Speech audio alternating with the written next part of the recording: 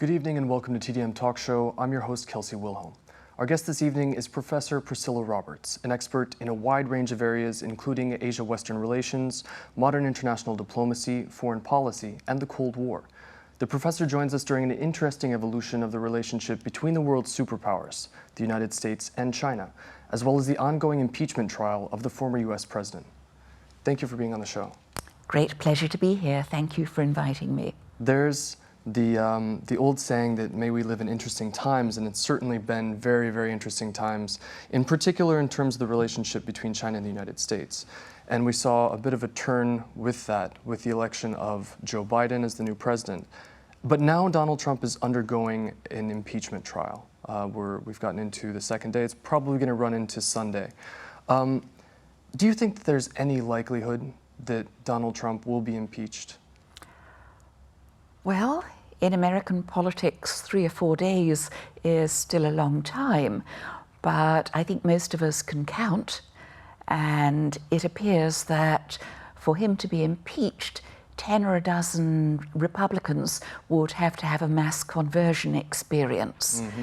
Perhaps when he could still access Twitter and other social media, he would have done something so outrageous that a number of Republicans would have jumped ship. At present, I certainly wouldn't bet any money on his being impeached, convicted, so to speak. It does seem very interesting, the course of these events. There was the initial impeachment within the House while he was still president, and then this was taking place after he has left the role.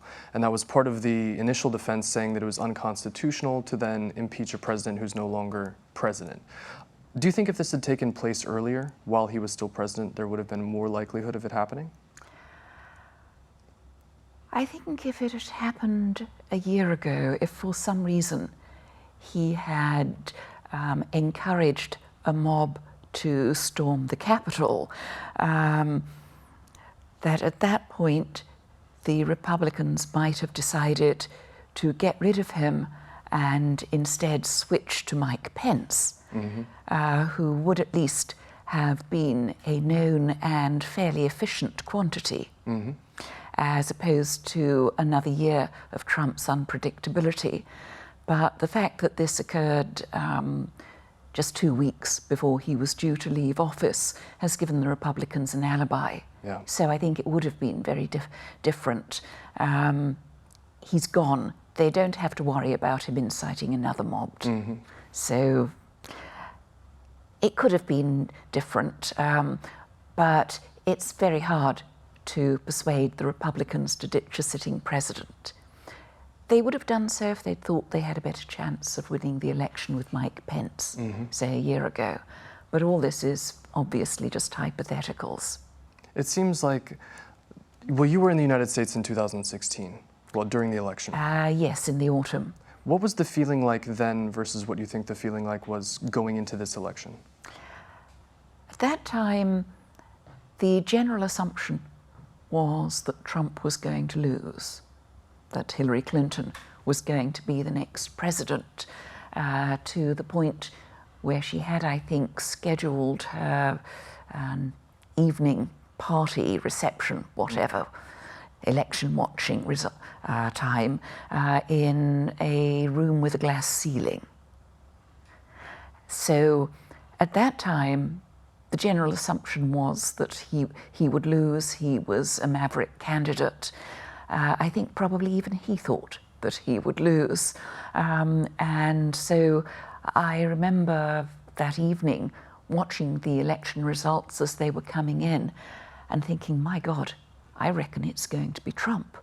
And the next morning, people were just in a state of shock. Do you think that that sentiment has changed in the 4 years that he's been president? I think that it's been 4 years of constant shock, mm-hmm. Unpredictability. The Washington Post has, I think, a section on their website where it's asking, can he do that? He broke so many norms, mm-hmm. Of international relations, domestic politics, personal behavior, and for the most part got away with it.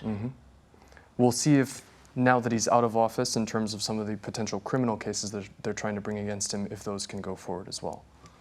Now that, no, he hasn't pardoned himself in advance for anything, has he? So, well, some of them are criminal and some are civil. Yep. About all the things that he's done with his finances in the past. Well, now he is undergoing this impeachment. The general consensus seems to be that the Republicans will stand behind him and will not allow him to be impeached for a second time historically. Joe Biden, the new US president, has been very quiet about the whole affair. He said something along the lines of, let the Senate do what the Senate is meant to do, and he will continue to focus on the things that are most important to the American people right now, such as the COVID relief plan. But Biden is reaching out to some of the allies, US allies, that we were shunning a little bit during the Trump presidency, as well as to China. We just had the news today that President Xi Jinping and Joe Biden have had their first call. What do you make out of what we know of that phone call? Well, we've got versions from both sides. Yes. Slightly different. I think that the Chinese have underplayed the degree to which Biden took a very tough line on quite a number of issues which they would rather he had not raised at all, ranging from Hong Kong, Xinjiang, Tibet, through the South China Sea, Taiwan, human rights in general. Most of these are issues that China says are its own internal affairs. Economic issues came up, but they weren't the centerpiece as they very much were under Trump. It seems to have been civil, but I would not say warm.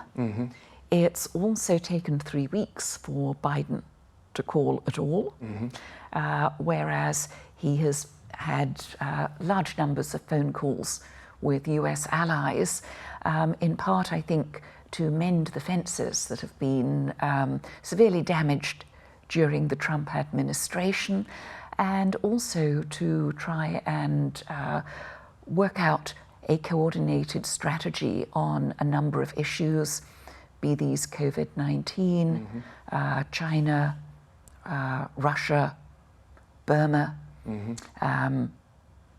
the world economic scene. I think on all of those, he's been much keener to get a strategy in place before he actually talked to China.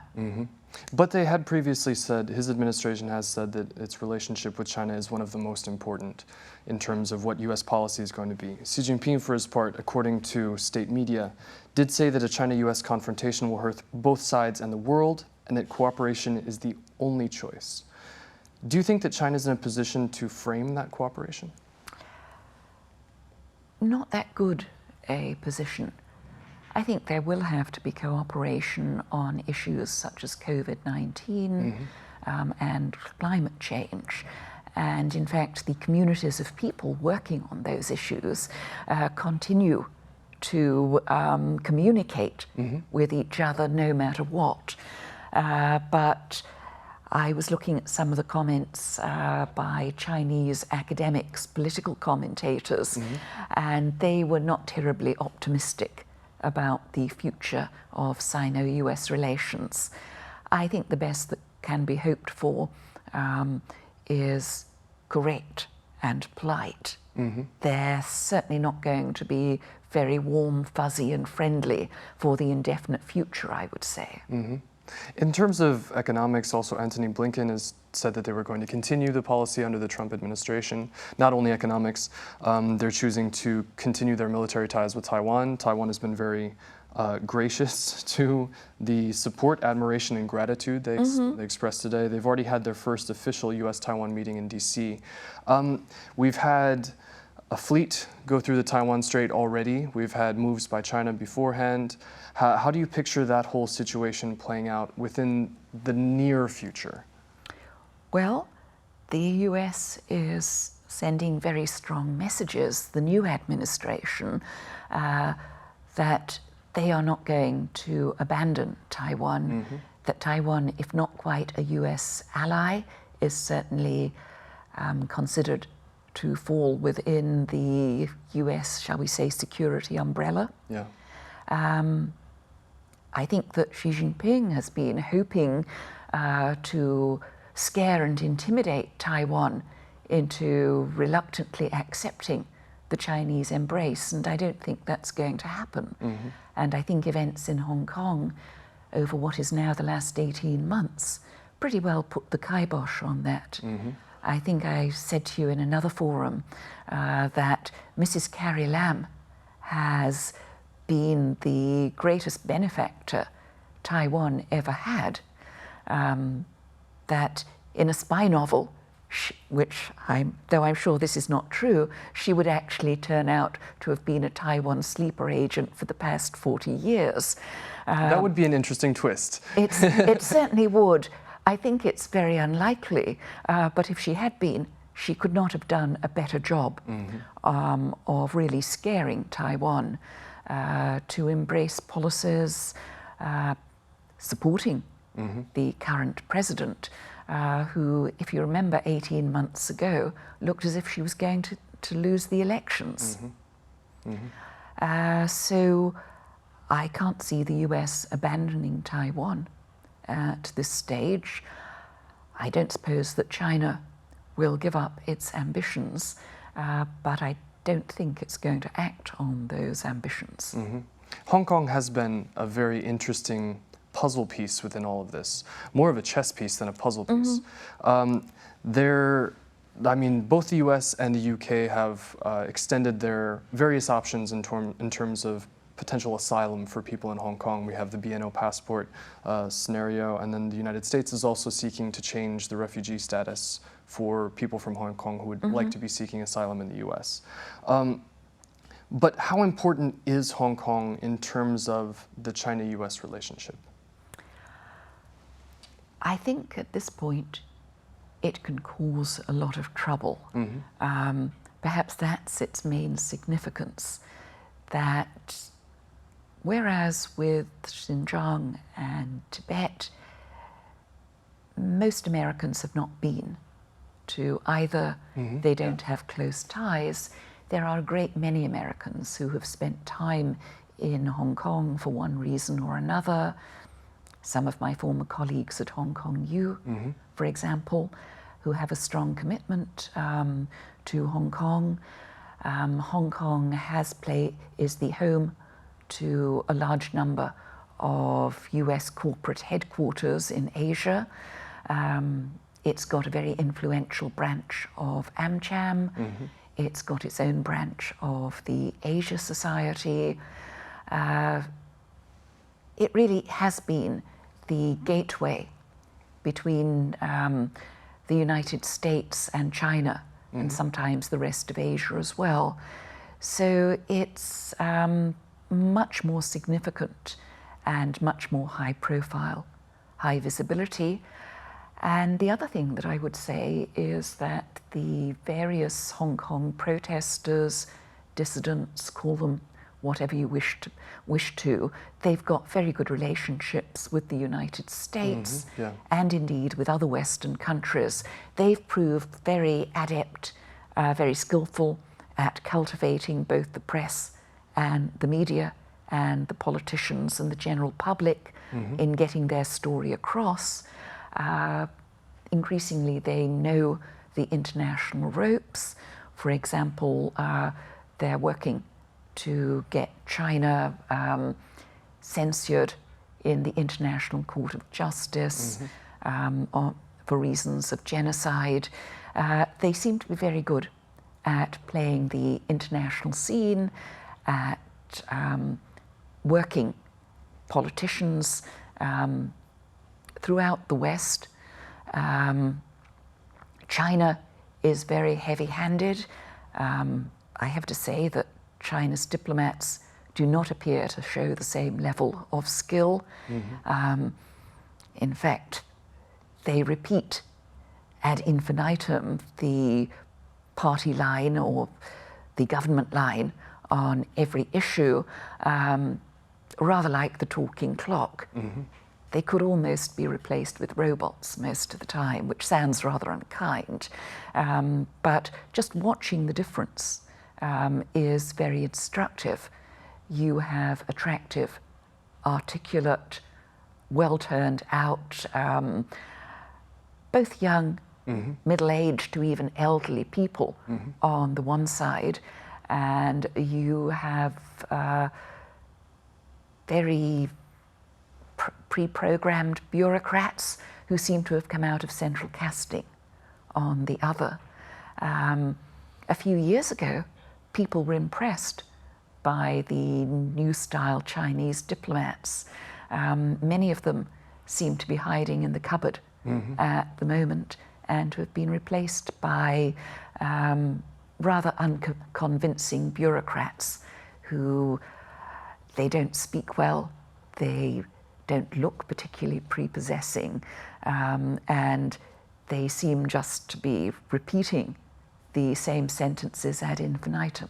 How does that then influence what China is trying to do in terms of building its own bridges, not only literal bridges through the Belt and Road program, but trying to establish more ties with other countries while it's simultaneously sort of getting exiled by the United States and some of the other Western powers? How is their bridge building actually working? Well, so long as they keep giving money to small powers or to powers that need it, then the bridge building works reasonably well. It doesn't seem to have been terribly effective with most of their Asian neighbors.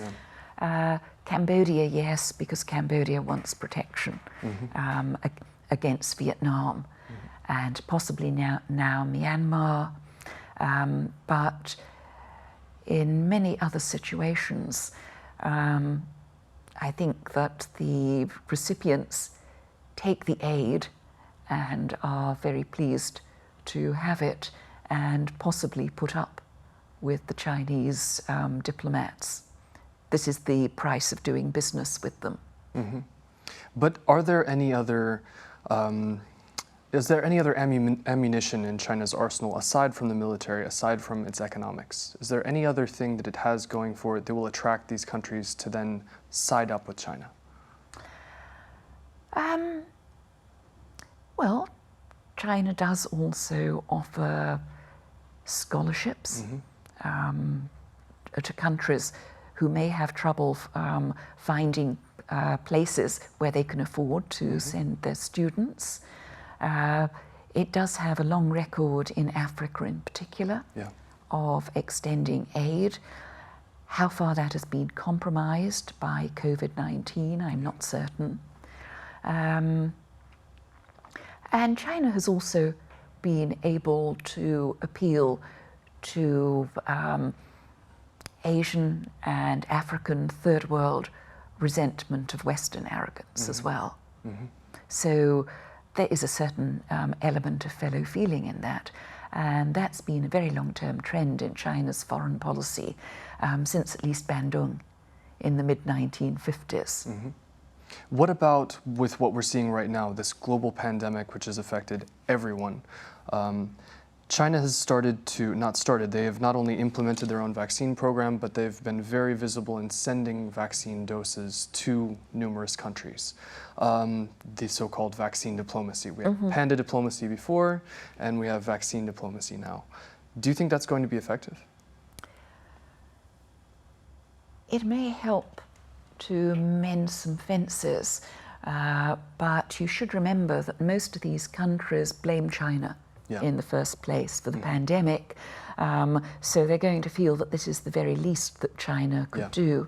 I think what we're also going to see is a big push for debt forgiveness by countries to which China has lent money or invested in, who now cannot afford to pay back, to keep up the payments because of the ravages that the pandemic has inflicted on their economies.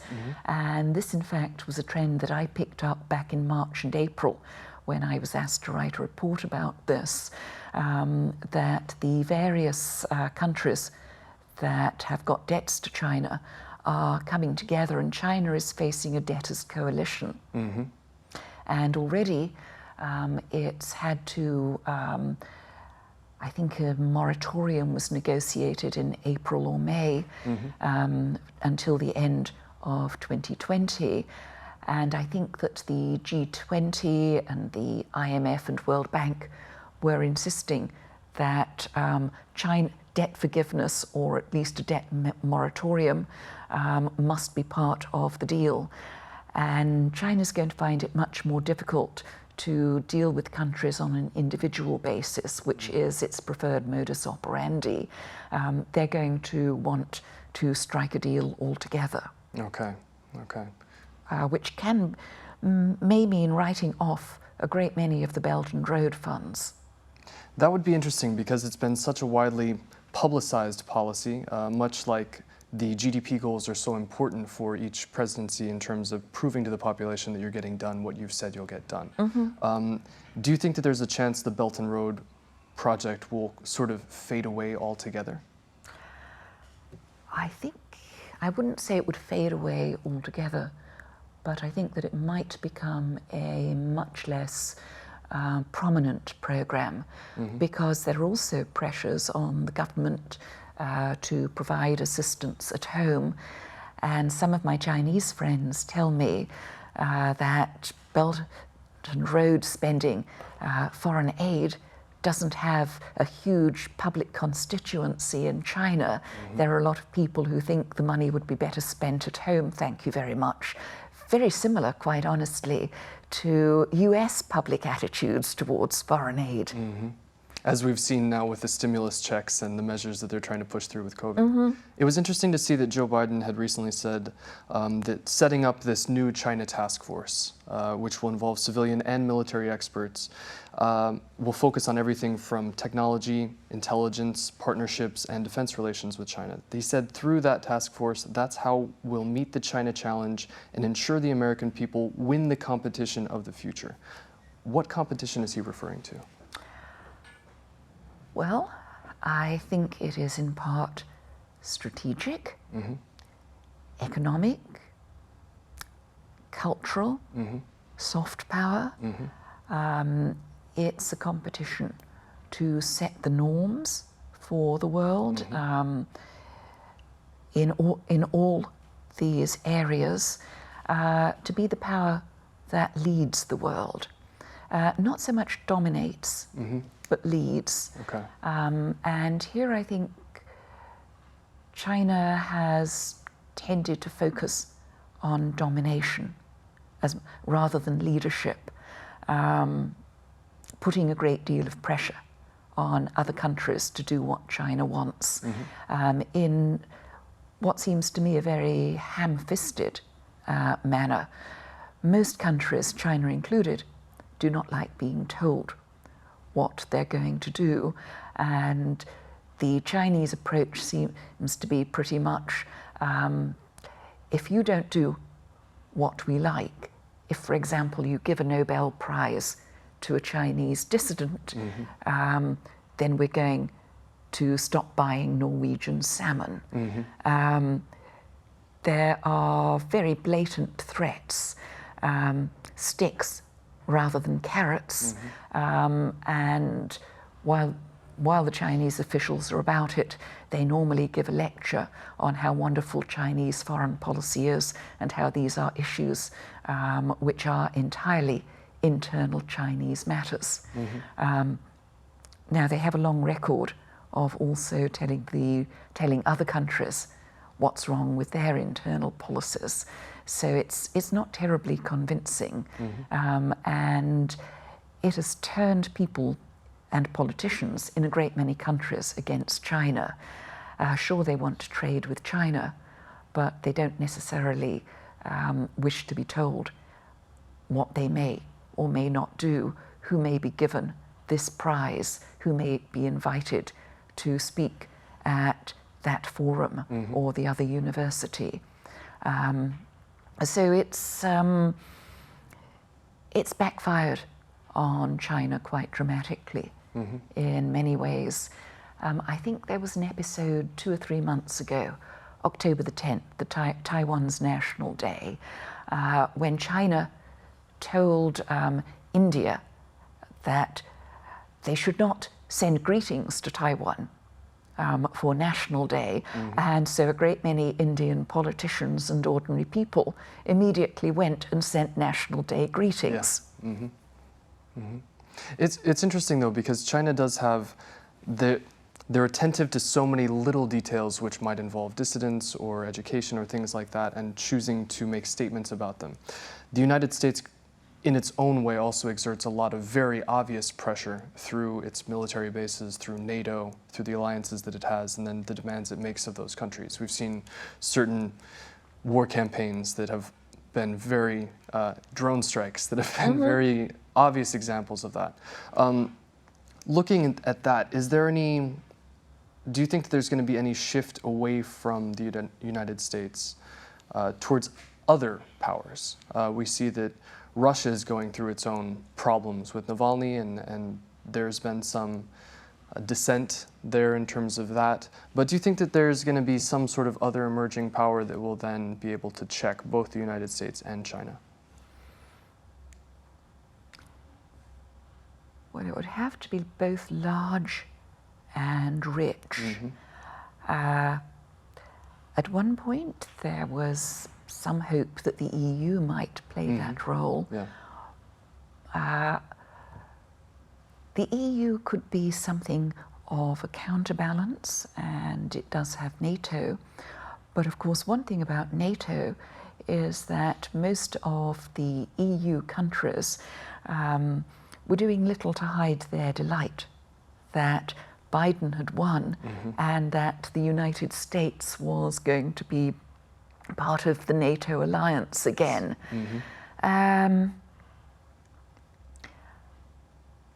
I can't see any one country emerging as a counterbalance. You might see a grouping of countries, but even then, if the United States is on good terms with the EU, we also have the emergence of the Quad, Yep. US, Japan, Australia, and Japan. India, sorry. Yep. It seems as if all these groups would like to have the United States on board. Somewhere or other, I wrote recently that under Trump, the United States has denigrated and abused and generally treated most of its allies extremely badly, but they still want the US to come back. They don't want it to go away.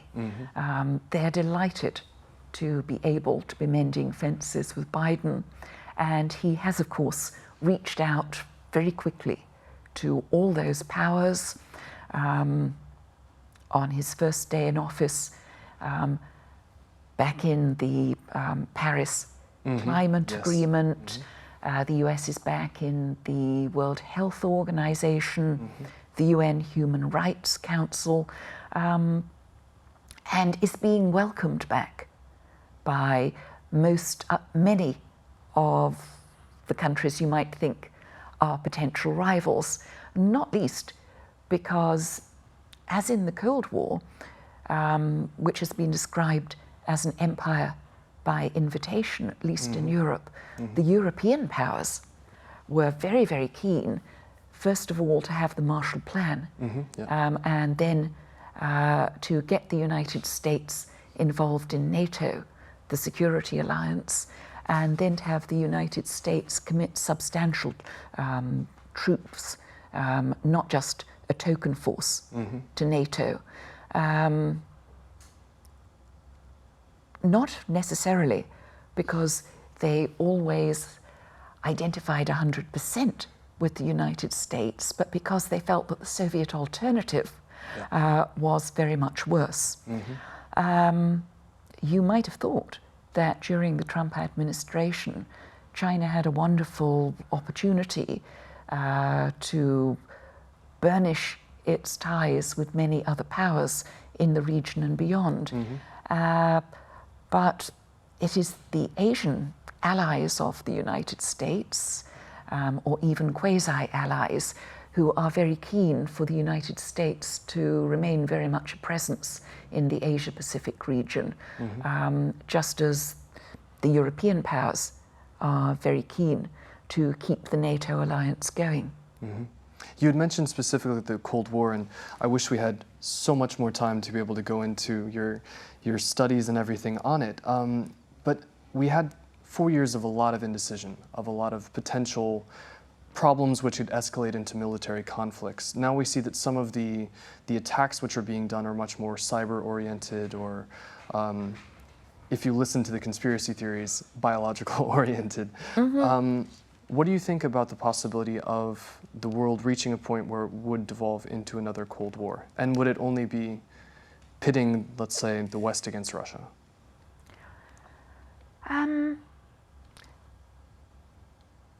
Well, I believe that China, Iran, other countries have been trying to do what they can in the way of cyber warfare, with varying degrees of efficiency.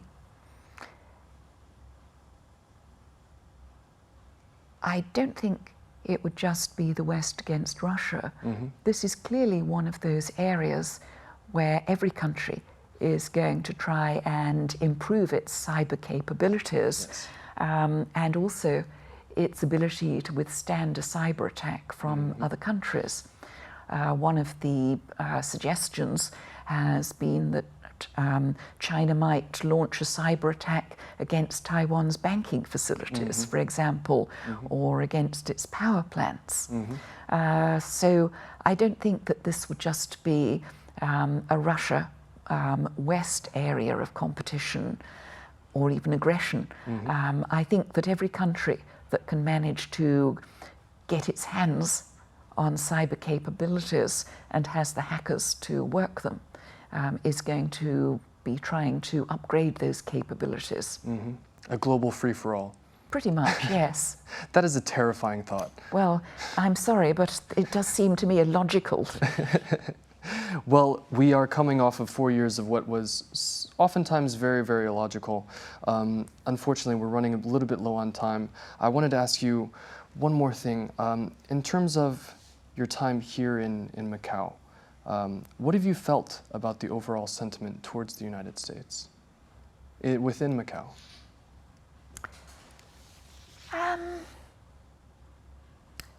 Well, it depends who you're talking to, but I think quite a lot of the people here have very long-standing ties with China, and so were not terribly impressed by the Hong Kong protests.